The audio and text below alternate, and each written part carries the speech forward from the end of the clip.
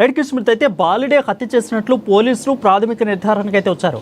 అయితే తను అంటే 14 సంవత్సరాల ఈ బాలుడు అంటే వాళ్ళ ఫ్రెండ్స్ సర్కిల్ కానీ అదేవిధంగా ఫ్యామిలీ తన బ్యాక్గ్రౌండ్ తను ఉన్న విధానం మొత్తం కూడా ఎలా ఉంటుంది అంటే నిజంగా సామాజిక మాధ్యమాల ప్రభావం అయినా లేదంటే ఫ్రెండ్స్ ప్రభావం లేదంటే ఇదేమన్నా దృష్టికోణంలో ఆలోచించాలా ఒకసారి ఏమన్నా?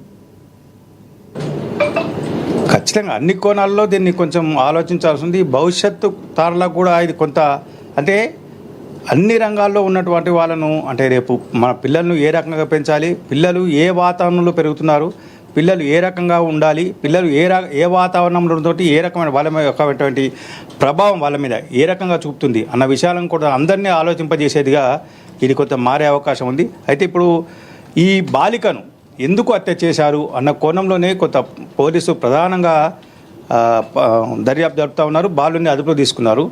బాడు 15 నిమిషాలు పక్క ఇంట్లో ఉండి ఆ తర్వాత తనకు ఆ బాలిక అరుపులు వినిపించాయి, తనకు కొంత గందరగోళానికి గురైనట్టుగా నాకు అనిపించింది అని కూడా పోలీసులకు చెప్పడము, అతను నింపాదిగా రోజువారీ కార్యక్రమాలుగా స్కూలుకు వెళ్ళడము, మిగతా కార్యక్రమాల్లో పాల్గొనడము అంటే ఇవన్నీ చూస్తూ ఉంటే మరి 3 రోజుల తర్వాత కూడా ఎవరో ఐటీ ఎంప్లాయీ చెప్పారంటున్నారు. అతను వెంటనే గుర్తించినప్పుడు పోలీసులు ఇన్ని రకాలుగా ఇబ్బందులు పడి కేసును కొలికి తీసుకొని కొంతమంది మరి ఆ వ్యక్తి కూడా ఎందుకు 3 రోజులు ఆపారు, ఇవన్నీ కూడా పోలీసులకు బయటకు చెప్పకపోయినప్పటికీ పోలీసులు దర్యాప్తు చేసినప్పుడు వాళ్ళలో కూడా 1,00,000 ప్రశ్నలు ఉత్పన్నం అవుతూ ఉన్నాయి కేసును కొలికి తీసుకురావంటే.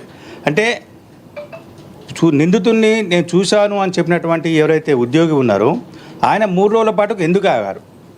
అదేవిధంగా బాడు స్కూలుకు వెళ్ళే బాడు దొంగతనం చేసుకొని వచ్చాడు. చేసుకుని వచ్చినప్పుడు కత్తి తీసుకొని రావడానికి కారణం ఏంటిది?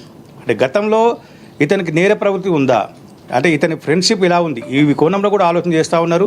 అదేవిధంగా బాడు యొక్క తల్లిదండ్రులను వాళ్ళకు కూడా విచారణ చేస్తూ ఉన్నారు. వాళ్ళ కుటుంబ నేపథ్యము, వాళ్ళ యొక్క స్థితిగతులు ఇవన్నింటినీ కూడా పోలీసులు పరిశీలిస్తున్నారు. ఇప్పటికిప్పుడు ఒకవేళ బాలుని అరెస్ట్ చూపించినప్పటికీ పోలీసులు ఈ సాయంత్రము రేపు ఖచ్చితంగా బాలుని అరెస్ట్ చూపించాల్సి ఉంటుంది, చూపిస్తారు కూడా.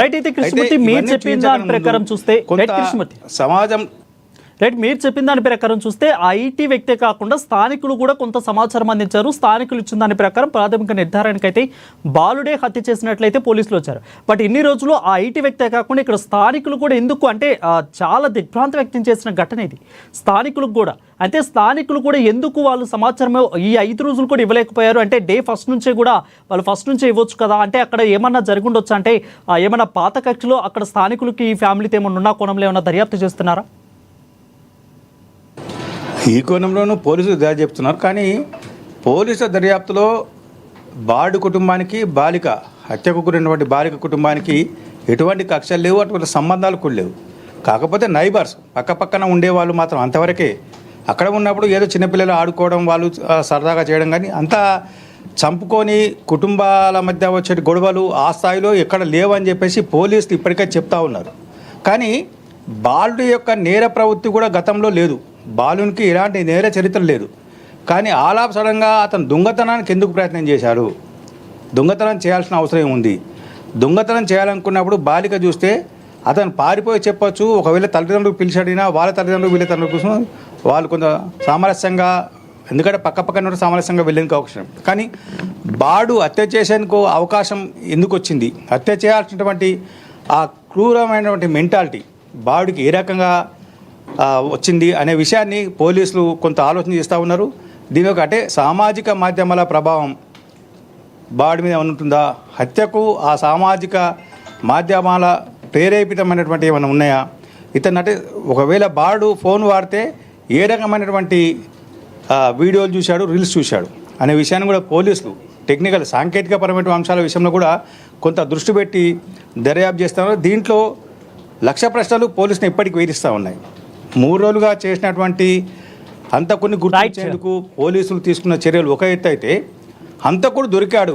రైట్ కృష్ణమూర్తి, అయితే ఈ బాలుడు హత్య కంటే ముందు తన్ను ఎవరన్నా ఇలా చెయ్యాలి అని ప్రేరేపించినట్టు ఏమైనా తెలుస్తూ ఉందా? తను ఎవరైనా ప్రభావితం చేశారా? అక్కడ స్థానికులు కానీ ఫ్రెండ్ సర్కిల్లో ఉన్నవారు కానీ ఎవరన్నా తను ఏమైనా ప్రభావితం చేస్తే తను అందుకే ఈ యొక్క దొంగతనం చేయడానికి ఏమన్నా వచ్చారనుకోవచ్చా? ఒకవేళ తనకి శిక్ష పడితే ఎందుకంటే ఆయన మైనర్ కాబట్టి 14 ఏళ్ల బాలుడు కాబట్టి ఎలాంటి శిక్షలు పడే అవకాశాలు ఉన్నాయి? బాలుడైనా ఎవరైనా ఖచ్చితంగా అంటే జువెనల్ కేసుల కింద ఈ కేసును ట్రీట్ చేసే అవకాశం ఉంటుంది. అంటే 18 ఇయర్స్ బిలో కాబట్టి ఇది జువెనల్ కేసు కింద వస్తుంది. జువెనల్ కేసు కింద వచ్చిన చట్టంలో జువెనల్కు కొన్ని మినహాయింపులు ఉన్నాయి, కానీ పూర్తి స్థాయిలో మినహాయింపులు ఉన్నాయి. శిక్ష నుంచి మినహాయించే అవకాశం లేదు. కాకపోతే అతన్ని సాధారణ జైల్లో కాకుండా జువెనల్ హోమ్లో బాలుర పరిరక్షణ సంస్థలు ఉంటాయి కదండి, దాంట్లో అంటే అట్లాంటి దాంట్లో పెట్టి బాలునికి అక్కడ విద్యాబుద్ధులు నేర్పించేందుకు కొంత ప్రయత్నాలు చేస్తారు. అక్కడ ఉన్నటువంటి అంటే బాలుడు బయటకు నేరం రుజువైతే శిక్ష అనుభవించాల్సి వస్తుంది. కానీ నేరం రుజువయ్యేందుకు కావాల్సినటువంటి వీళ్ళు ఫిజికల్ ఎవిడెన్స్ను, టెక్నికల్ ఎవిడెన్స్ను ఇవన్నీ వీళ్ళు పోలీసు సేకరించి కోర్టు ముందు సబ్మిట్ చేయాల్సిన అవసరం ఉంటుంది. ఇది స్థానికంగా సంచలనం సృష్టించిన అంశం కాబట్టి కొంత దీని విషయంలో పోలీసులు అన్ని కోణాల్లో ఆలోచన చేస్తూ ఉన్నారు.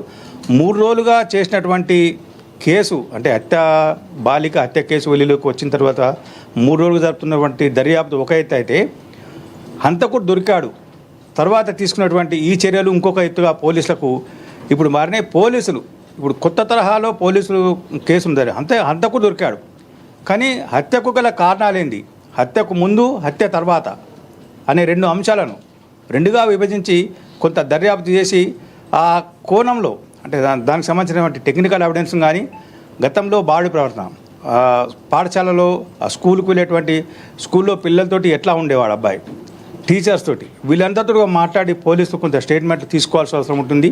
అంటే అదేవిధంగా స్టడీలో అబ్బాయి ఏ రకంగా ఉండేవాడు, అంటే కొంత పూరా క్లాస్ ఫస్టా లేదంటే మిడిలా అనేది కూడా కొంత వీళ్ళు కొన్ని అంటే అన్ని ఆలోచన చేసి, ఎందుకంటే జువెనల్ కేసు కాబట్టి జువెనల్ కేసులో అన్ని రకాలుగా కొంత పోలీసులు 1కి 2 సార్లు దొరికినటువంటి ఆధారాలను పూర్తి స్థాయిలో సమీకరించుకొని క్రోడీకరించుకొని వాటిని మరోసారి తమ సెకండ్ ఒపీనియన్ తీసుకొని ఆ తర్వాత కోర్టు ముందు ప్రొడ్యూస్ చేస్తే నేరం రుజువయ్యే అవకాశం ఉంటుంది. ఈ నేరం రుజువు కావడానికి కూడా బాలుడు అతను నేను తెలియక చేశాను, ఆవేశంలో చేశానని చెప్పినప్పుడు కూడా న్యాయస్థానాలు కొంత పరిగణలోకి తీసుకునే అవకాశం ఉంది. అతనికి మరోసారి అంటే పూర్తి స్థాయిలో సమాజంలో ఇవ్వకున్నా కొంత వెసులుబాటు ఇచ్చి జువెనల్ హోమ్లోనే అతనికి పూర్తి స్థాయిలో ఒక భావి భారత పౌరుడిగా తీర్చేందుకు కొన్ని చర్యలు తీసుకునేందుకైతే అవకాశం ఉన్నాయి వారు.